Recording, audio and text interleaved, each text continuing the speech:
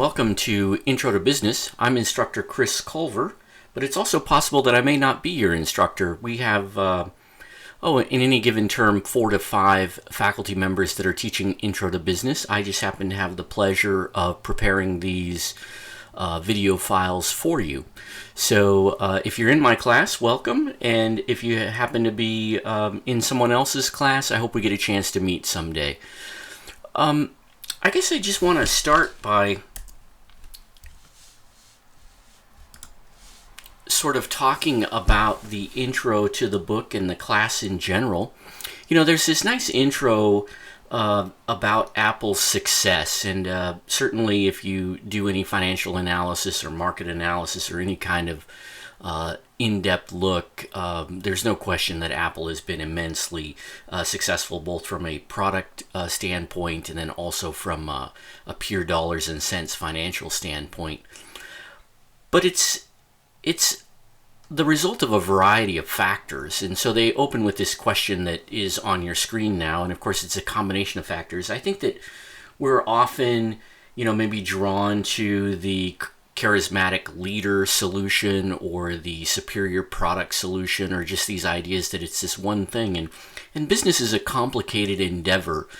So it's usually always not just one thing. It's a series of synergies that are created that add value to customers, and as a result, businesses end up being profitable. And myself and many of my colleagues have been just sort of talking about the immensity of this course that you're about to undertake. Literally every single week, we're going to touch upon a subject that you could do a master's degree in, if not a PhD in. That means that we're going to scratch the surface of a body of knowledge that could take 60 years to study.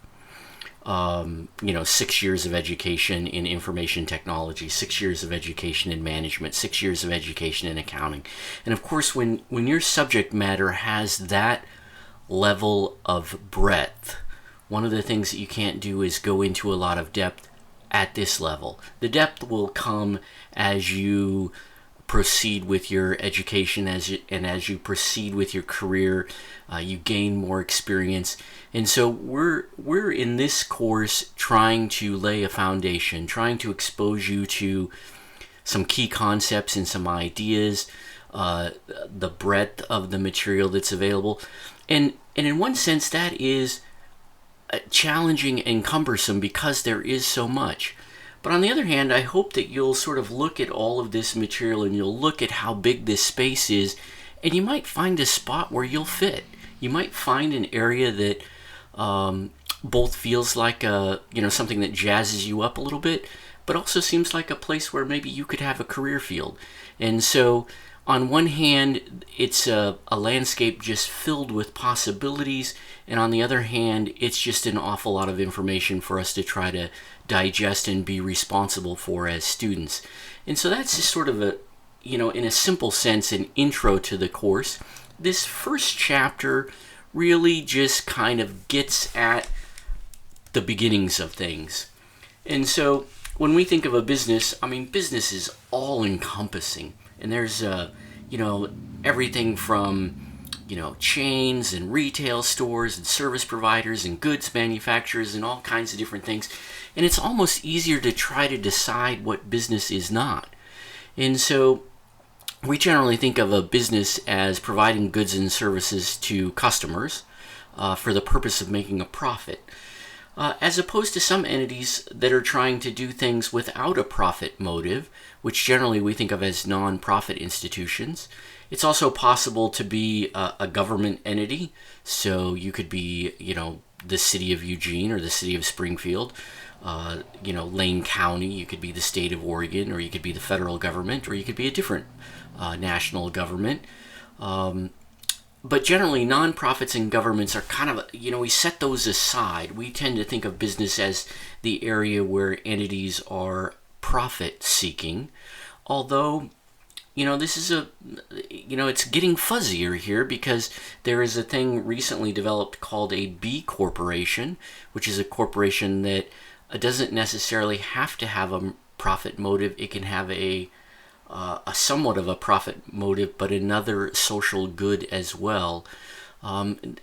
At this point, we'll just set that as aside as sort of a legal distinction, but that may be important later as you think about the overall landscape. Generally, the way I like to think about this is that if you have the ability to be rewarded if you provide value to customers. So there's a whole world out there with problems that need solutions, and if you can be a solution provider, some economic resources can flow your direction as a result of that. And in the simplest sense, that's what business is about, trying to solve problems for consumers. So in that landscape, there'll be a lot of different participants. Later, we'll use the term stakeholders, or people who have an interest in businesses. We'll start with owners, which, if you open up a lemonade stand, you might be a sole proprietor.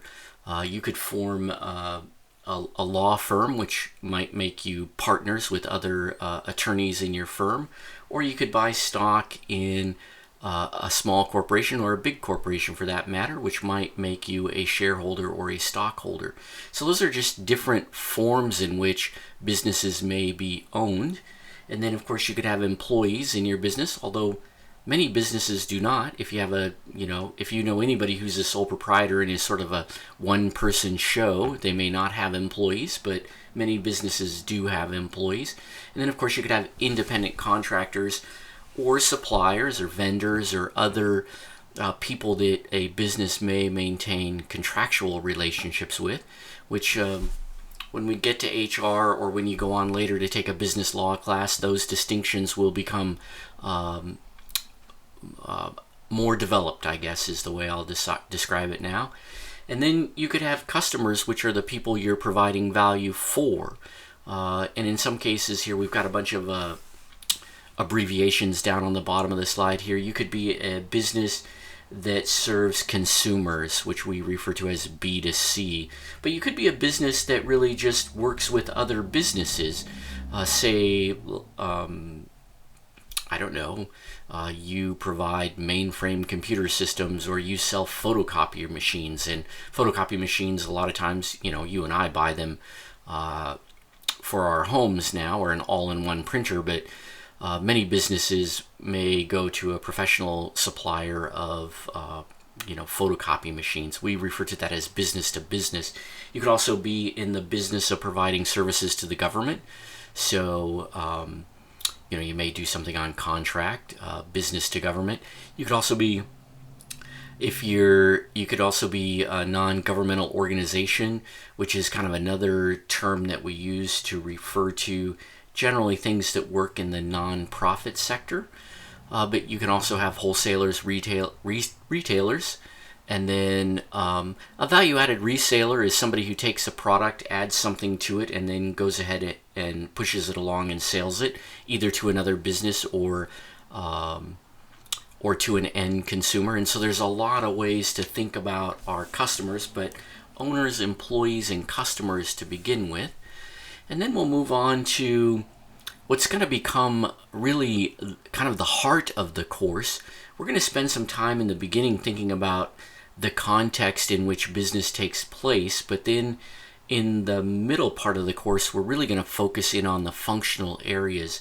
And the functional areas are generally thought as management, marketing, finance, accounting, operations, but we have a little bit of a, it's business is becoming more complicated over time, and so sometimes people will throw in now innovation or entrepreneurial spirit as a functional area, and sometimes people will throw in information technology as a functional area, with the idea that these are now critical areas for businesses to sort of operate in and function in, and the business needs those types of departments and resources in order to be successful. So let's break those down a little bit. Management is really, it's kind of the umbrella organization of the business. They're generally responsible for deciding how the business will operate, setting the strategy, following through on that strategy with execution, then controlling and planning, also HR. Management is really broad, though, because it runs from frontline management, which might be really basic supervision. Think, for example, a shift manager at a fast food restaurant. So that's frontline supervision management. And then think about corporate leadership at the center of Apple, which might really not be deeply involved with a lot of execution things at that point. It really becomes about strategy. And so within the different layers of management, there are different areas of emphasis. And so we'll do a whole week on management. Operations is really concerned with the conversion process. So imagine if you're taking steel and making cars, or maybe in our neck of the woods, maybe you're taking trees and you're making 2x4s. That's operations in the conversion process. It applies both to production, which is we generally think of as we talk about goods when we're thinking about physical, tangible goods, things like cars and trucks and 2x4s and I don't know, silverware. I mean, anything that you can touch and feel. But then beyond goods, there's a lot of services also. Getting your hair cut is a service. But it is still a conversion process, or it is still an operation. And so we'll break things down a lot and talk about how things operate or how they work, or where the value is created in the operation process. Marketing, big idea, of course. We're all exposed to a tremendous amount of marketing every day. I think we all know something about it. I should take that back. Almost none of us are exposed to much marketing on any given day, but we're all exposed to a tremendous amount of advertising. Advertising is really a tiny piece of marketing. It's part of the communication process, but really deciding what products to create, how to price those products, how to distribute those products, how to package those products is all part of marketing. And the part we see is the advertising. I would go so far as to argue, and I'm sure some of my colleagues would argue something differently, but if you do your marketing right, your advertising is of minimal consequence. That is, if I decide how to deliver my product so well that it creates a tremendous amount of value, I don't have to spend quite as much money and quite as much effort convincing people that it's awesome, because people already know that. And so great marketing focuses on the value creation, and then the marketing communication becomes, it's part of the puzzle, but it's not the driving piece of the puzzle. But I think all of us, because we see so much more advertising, we get drawn into that, and it's easy to talk about. But remember, marketing is way bigger than just advertising. So another functional area, accounting. This is really, I think of this as just organizing ourselves. I'll often refer to it in an accounting class as just sorting and organizing transactions. There's a lot that goes on in our business, and we need summary data that explains to us what's happened or what could happen. And so we have both financial accounting, which is focused on reporting information to external users, so giving financial reports to the government or to our shareholders. And then managerial accounting is really an attempt to try to gather internal information for us. What did it cost to produce something? Is our information accurate? If we understand how much our things cost or what it costs to produce stuff, then we can get some information or make some wise decisions, hopefully, about how to price something. So all of these things are ideas that happen within accounting. And of course, that's just one of the many functional areas that we're concerned with. Finance, which is often kind of closely associated with accounting, but really has a different purpose, is about generating the money that we need, or the funds that we need to start and run our business. And so it's fundamentally concerned with, like, where do we get money? Do we borrow it? Do we sell stock? Who's going to own the business? How much ownership interest should we have versus how much debt should the company carry, which is something that we'll talk about capital structure and leverage later. So finance is really concerned with those types of ideas, and they spend a lot of time interacting with the financial markets and the financial community to make sure that there are adequate resources to fund the business's both initial creation, but then also think about a business that needs to expand or grow, and that takes resources. And so sometimes you can grow those resources internally, but sometimes you need to grow faster than you can grow internal resources, and so you need to raise capital at that point. And so finance is concerned with all of those types of questions and those types of issues. And so again, we'll spend a week with accounting, finance, management, marketing, operations, and we will spend time also thinking about entrepreneurship, which entrepreneurship is really an interesting topic right now. It's, in my mind, it's a little bit openly defined. And so some people, when they talk about entrepreneurship, will talk about small business, and other people will talk about innovation inside a bigger organization, and then they'll lump all of these things together.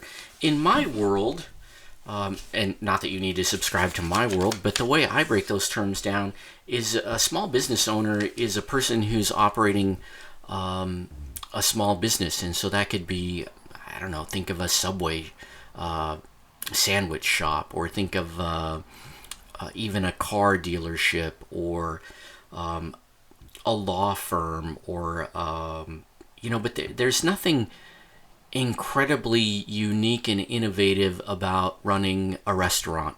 Certainly you're going to approach it a bit differently than the people before you, but I think of all of those business endeavors as a small business.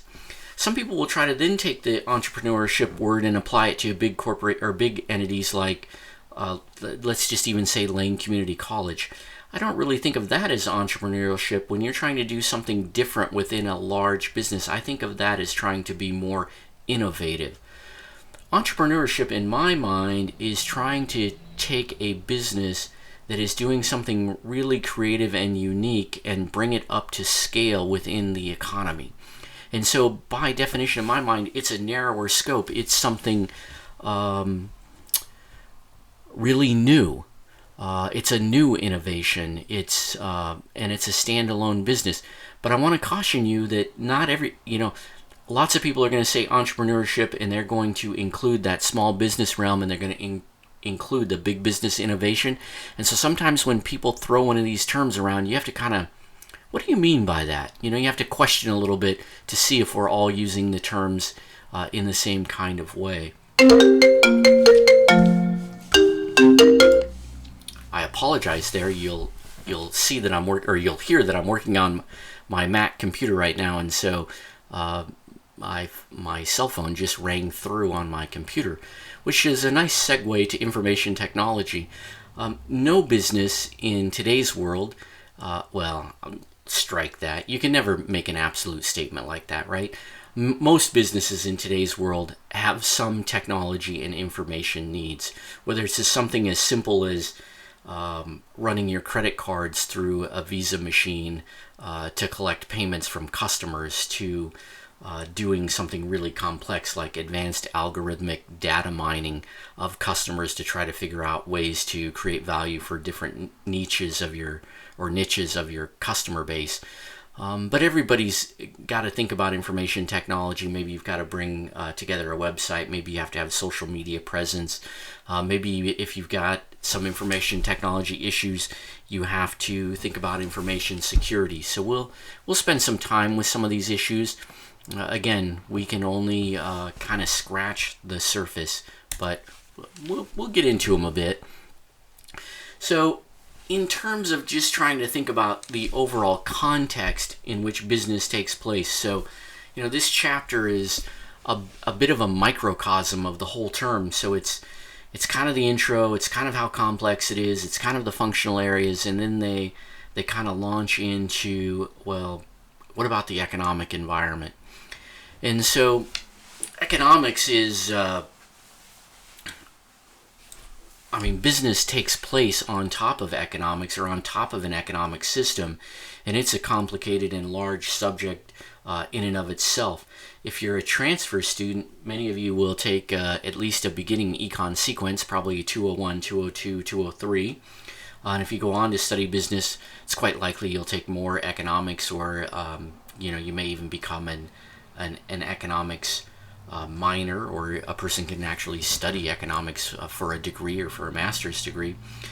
Economics is really focused on how we allocate resources and then products to consumers, and how all of that process works. So it studies production, distribution, the consumption of goods and services, how those things are owned, who operates them, where the benefits flow to, where where the goods flow to, where the value is created, and it gets into that entire scope. And it, in a lot of ways, we think about it how, as the space where supply and demand meet each other, which is a couple of, new terms that we'll have to define here in a bit. But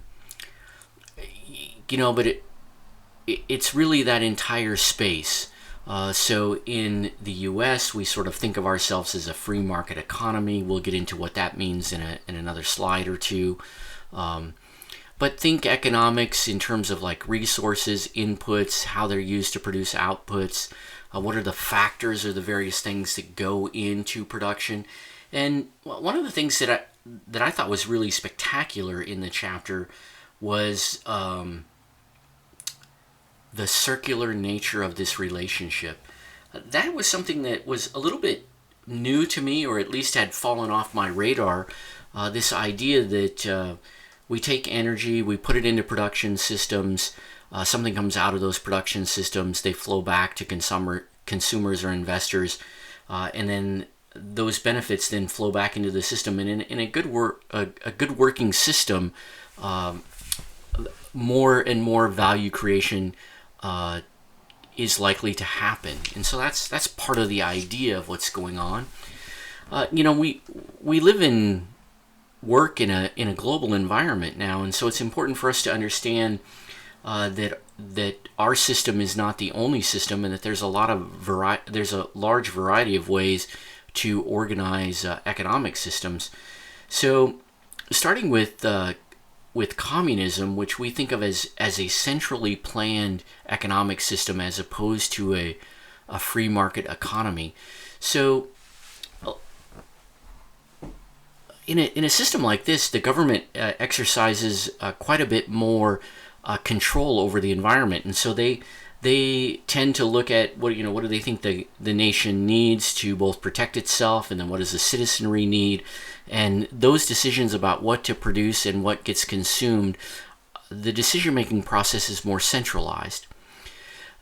Contrast that with capitalism, where the idea being that when you centralize that's a lot of power centralized in one process, and so it's in a capitalistic system, we tend to like to have that process decentralized, where consumers vote with their feet, and goods and resources and economic factors of production go to those who can create what the consumers need.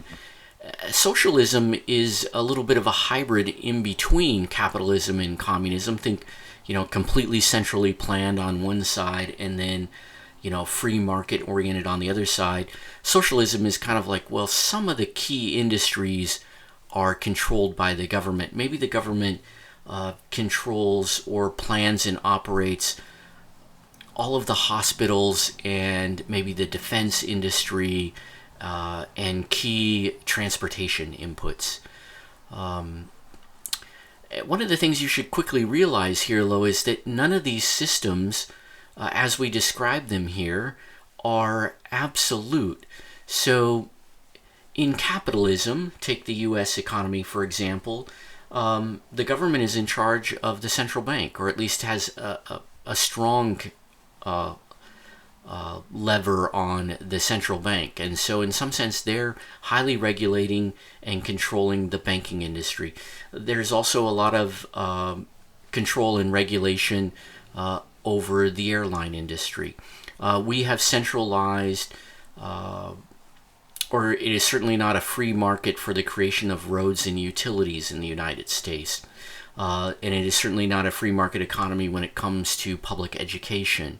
So those are examples of centrally planned processes within a more free market-oriented economy. And I'm going to contrast that a little bit. If you go to China, which we often in the U.S. think of them as a communist country with a centrally planned economy, and it is much more so than the U.S., but there are still many free market activities taking place in China. And if you were to go to many businesses, they would look and feel just like U.S. businesses, and there would be many marketplaces where lots of free market economic activity is taking place. And so I think of these things on a continuum, and the continuum is not stationary. Different countries are moving in different directions as they adjust their economic systems to try to adjust and adapt to how things change over time, right? Globalization changes things. The information technology boom changes things, and countries have to evaluate how they do things and, sometimes change the way these things happen. Lots of times we think of these as mixed market economies. You'll also hear, when a country is moving towards more free market activities, things will be privatized. And vice versa, if a country is moving away from free market economic activities, something might be nationalized. And so you will see this from time to time where more so in emerging markets than you do in the larger countries, but a country may privatize energy production, and then later they may decide, well, that didn't really work very well, and there may be some threat, or it could eventually be nationalized again. So you will see these things play back and forth in terms of the economic systems. And the laissez-faire attitude, which is not really exclusively an economic idea, but that's just sort of a hands-off approach. And you could have that hands-off approach to social policy, economic policy. You personally could take a laissez-faire attitude related to, I don't know, where you were going to have dinner tonight. So that's not exclusively an economic term. That's just a term for kind of like, we're not too invested in the decision. So these economic ideas, by the way, or these economic systems are built off of, ideologies or theories or debates that have been going on for a long time. And I just want to point out two of the main ones here. But of course, there's been lots written on this, and there's lots of thinking that's gone on in this place, and quite honestly, the debate continues. So Adam Smith, you'll hear lots of people talk about Adam Smith, in theory, the father of free market economies.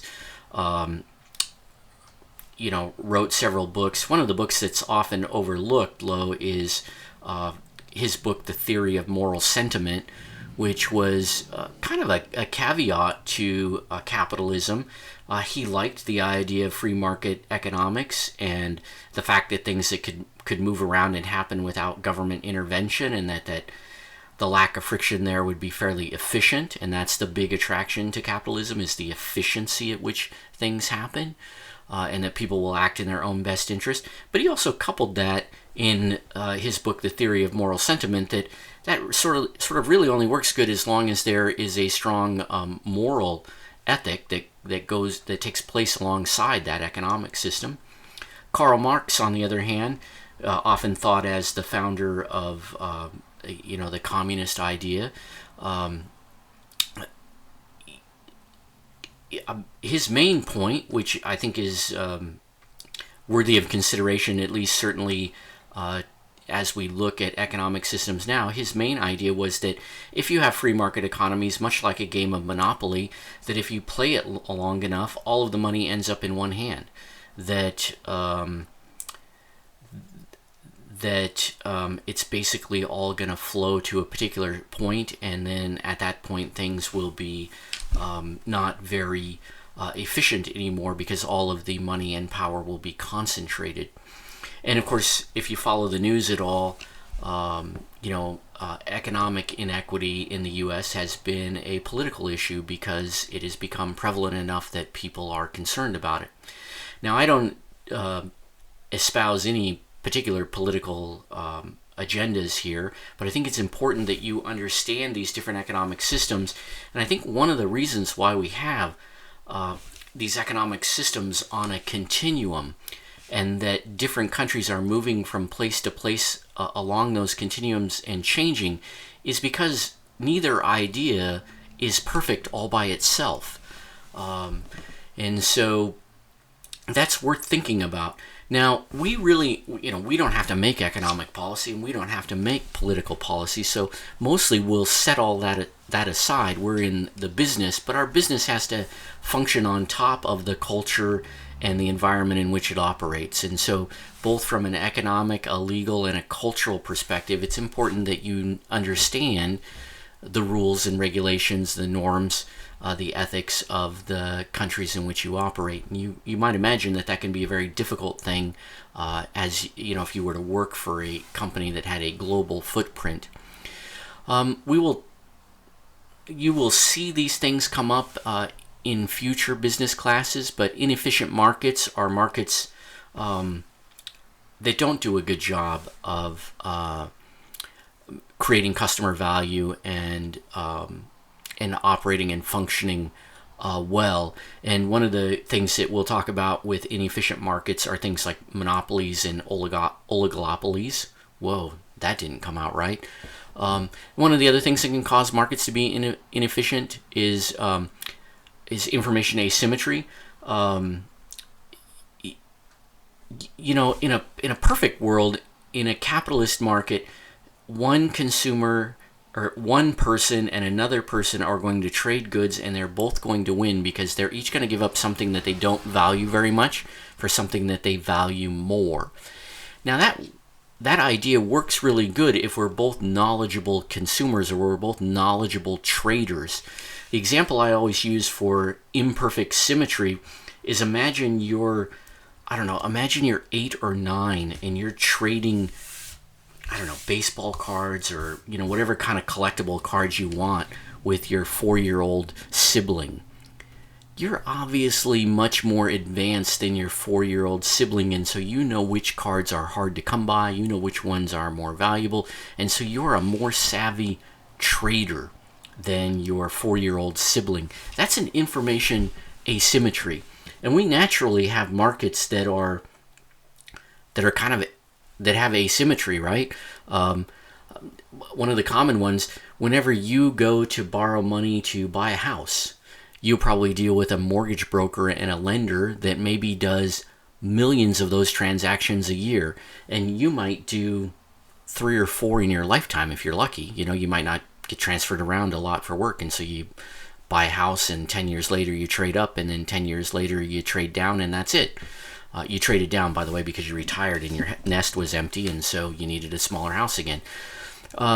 So you are at a disadvantage when doing that transaction because the other party just they know the market space a lot better than you do.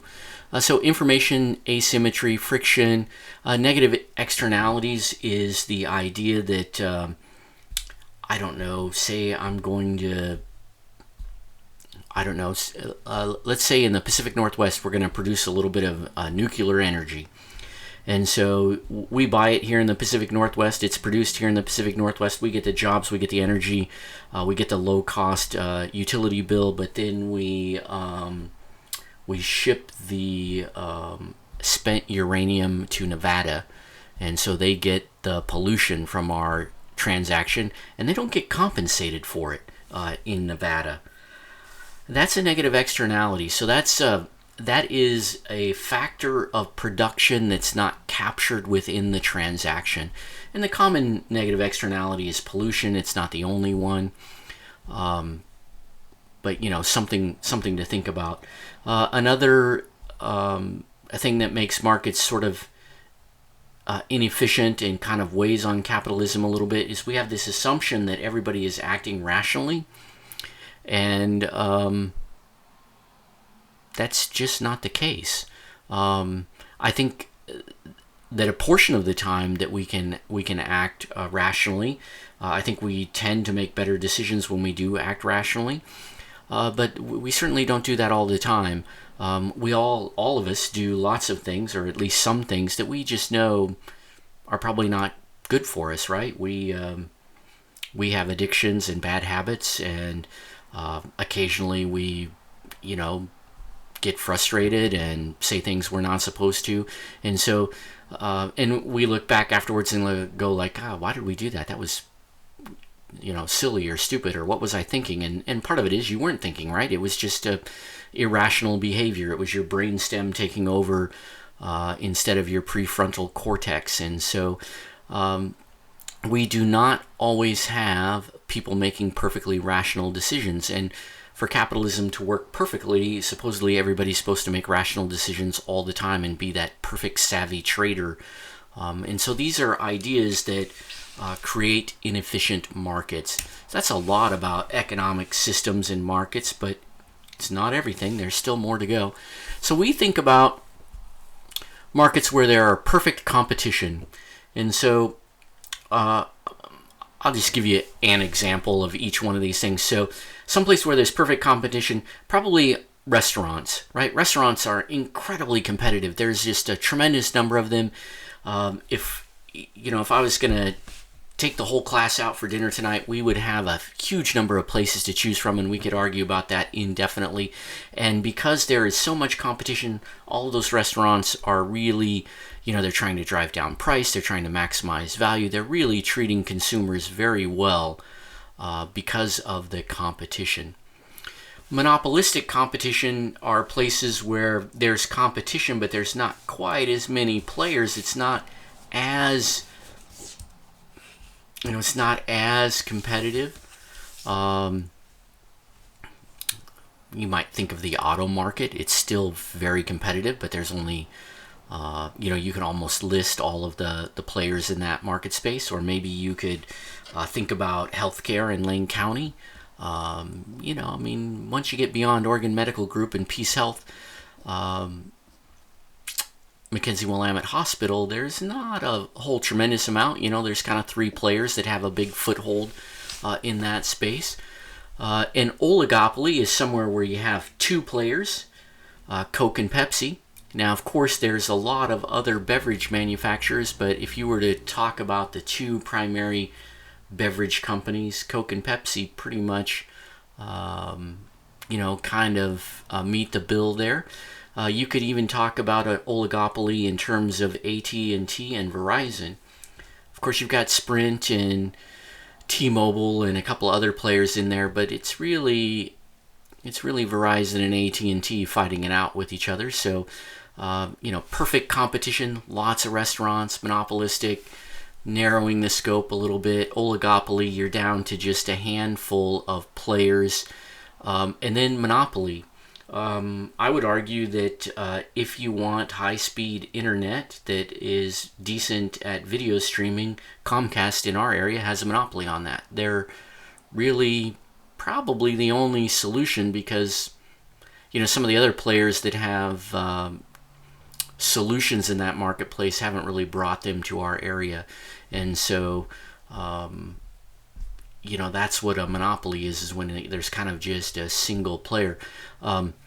We grant monopolies in some places. I just happen to be looking at my utility bill here. So if you live in Eugene, there's only one place to get your water and your electricity from, and that's eWeb. And so that's both a monopoly and a quasi-government activity, although it's a quasi-government activity. It's a very interesting deal. Study that in a different class. We have 60 years worth of stuff to cover. We can't do it all here tonight. Supply and demand. It is thought that as the price comes down, people will demand more. So as things become more affordable, people will choose to take more of them. It's also thought that if you're a business, as the price goes up or is higher, you're willing to supply more. And so those are curves that are going different directions. equilibrium is where those two meet, where the amount that consumers demand matches what suppliers are willing to produce. And so that's a market in equilibrium. That's thought to be sort of the efficient spot. That's where things work. The idea being that the consumption and the production will line up without any need to supervise or manage it. That consumers and suppliers will just start to behave in a way where the prices and the demand and all that stuff will come into alignment, and it will just efficiently happen. That is Adam Smith's invisible hand.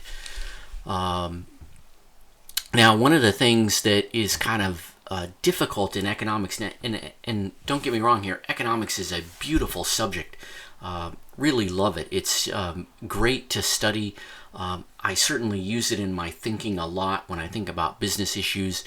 But one of the problems with economics is almost all the models in economics and all the studying you do in economics, their theories work as long as the status quo is maintained.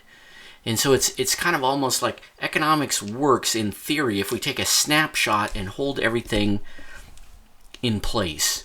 And so and there's a Latin term that they use in economics classes that I can't remember at this point, but this premise that everything is in status quo. And we know that that's not what really happens. The price of raw material inputs changes on a daily basis. Technology changes. Consumers' tastes they ebb and flow over time. We're not drawn to the same music they were drawn to in the 50s or even the 30s. And so economics as a study tool is really helpful, and its principles and ideas are spectacular.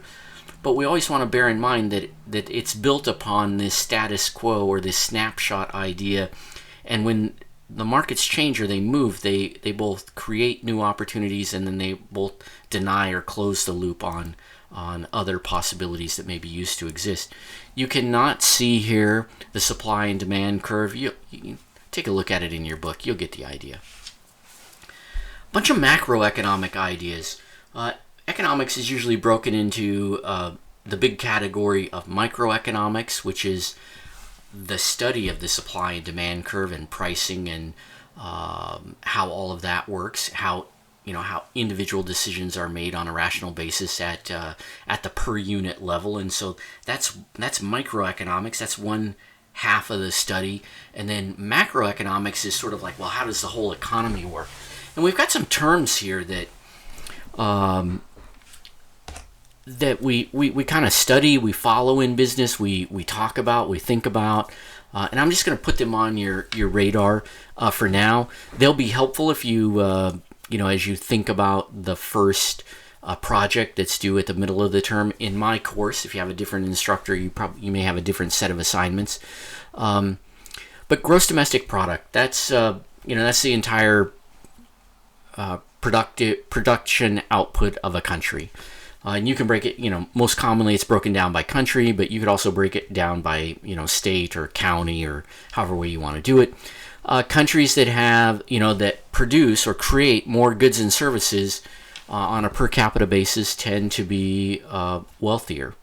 Now, wealthier is kind of it's a bit of a difficult term to define, but generally the countries that we think of as first world countries, they have a relatively high gross domestic product on a per capita basis. It is thought that you can grow gross domestic product, maybe, some economic people will say 3 to 6%, maybe higher. One of the concerns is if you grow it too fast, then that creates new challenges like inflation or different types of problems, which we'll get into in a minute. But GDP is really, it's a measure of the size of the economy. And again, you can break it down on a per capita basis. Obviously, the economy of California is a lot bigger than the economy of Oregon. As a matter of fact, the economy of California is oftentimes, maybe 5th to 7th in the world in terms of its overall economy. California is a big deal in terms of economic power. But they also have a lot of people. So when you break that down, when you try to compare things of different size, then you break them down to per capita or per person. The business cycle, it's thought that the business, it goes through a period of expansion. That is where it grows, more inputs are consumed, more products are created, more consumption happens, the economy grows. But what's thought to happen here is that then the economy grows too much, and there's a glut of supply, there's a glut of products, and so then business slows down, it pulls back, it stops producing a little bit because it's producing more than consumers need, and so prices are falling, and so production has to slow down, and so then the economy contracts. It's this idea that the markets are imperfect, and so it naturally expands and contracts. Think of it like a wave with a period of expansion and then contraction, but we hope the general trend is generally upward sloping or upward growing, that it expands and then it slows down a little bit, maybe doesn't lose a lot of ground, but then it expands more beyond the previous spot. A recession is when an economy fails to grow, and a depression is when an economy shrinks. And that's good enough for now. The last depression in the U.S. was in the 30s. The late 20s into the 30s. So maybe about 28 or 29 into really leading all the way into World War I for the most, World War II for the most part. It took a long time to get out of the Great Depression. Lately, you'll hear people talk about the Great Recession that kind of started sometime around 2008, 2009. And I'm not sure exactly when we, kind of recovered from it, but it was a deeper recession that went on for a longer period of time. You'll find some... Strike that. We'll talk about employment, particularly later on in the term. We'll spend some time with financial markets and the Federal Reserve. And so one of the things that is a measure of economic health is like how many people are employed, what is unemployment. So generally, the Fed, which is short for the Federal Reserve, will be trying to get close to full employment, which they typically think of as unemployment, maybe under 3%. And then unemployment will grow as an economy contracts. People can't find jobs, or they're unemployed, and the unemployed generally are thought of as those that are primarily looking for work or are seeking work or would like work. And then an economic participation rate is the people that are working. So the difference between, let's just say we had 10% unemployment. Well, that doesn't mean that 90% of the people are employed, because there's a bunch of people who are, too young to work. They're under let's say under the age of 14, or which, so that they're not really eligible to work at this point. And then many people are retired, and then there are also people, medical conditions, or maybe by personal choice have chosen not to participate in the economy. So an economy can have full employment but have a relatively low participation rate, and that may mean that it's not as healthy as you might like it to be, because people can voluntarily exit the employment market because maybe they don't find the conditions favorable. They've retired earlier. They've, unfortunately, sometimes people have sort of given up on their place in participating in the economy. So these are different numbers that will be talked about at different times in the economic cycle, and there'll be different numbers that are talked about when if you were to look at different countries or to look at different nations across the globe, and how if you were trying to evaluate how their economy was performing. Inflation is the growth in prices, usually thought of as caused by a shortage of either labor or other raw material inputs into a product.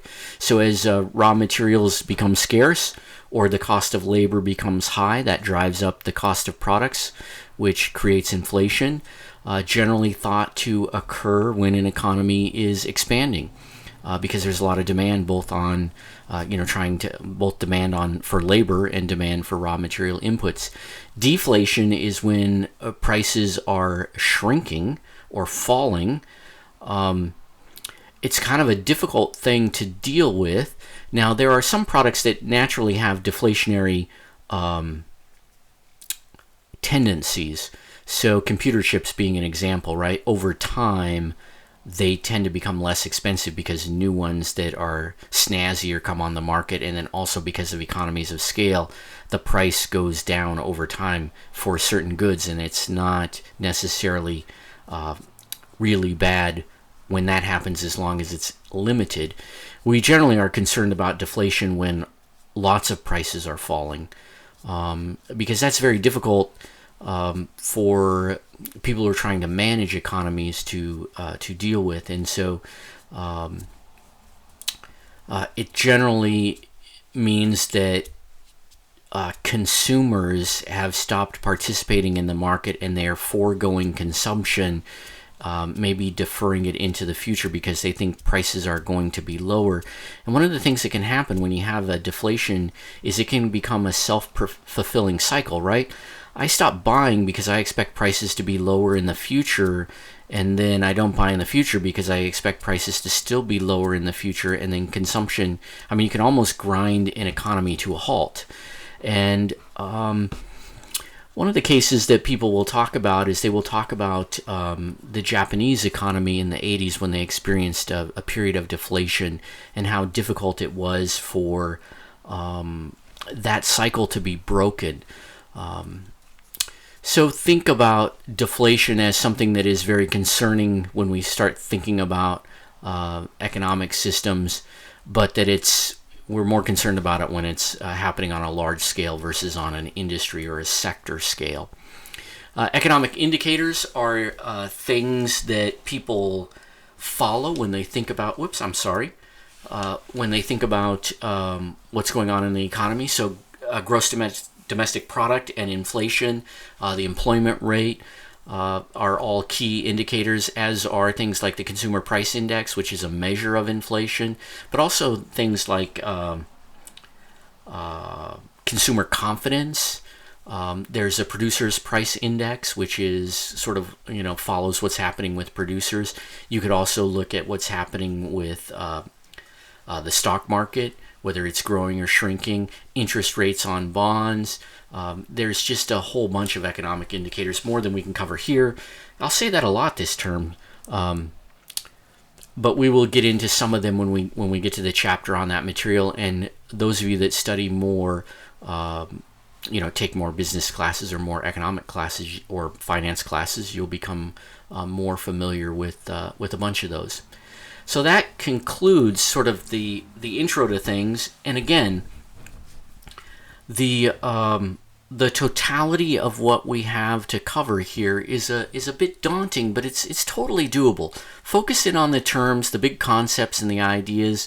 Make sure you take care of the readings. Do the homework that's necessary.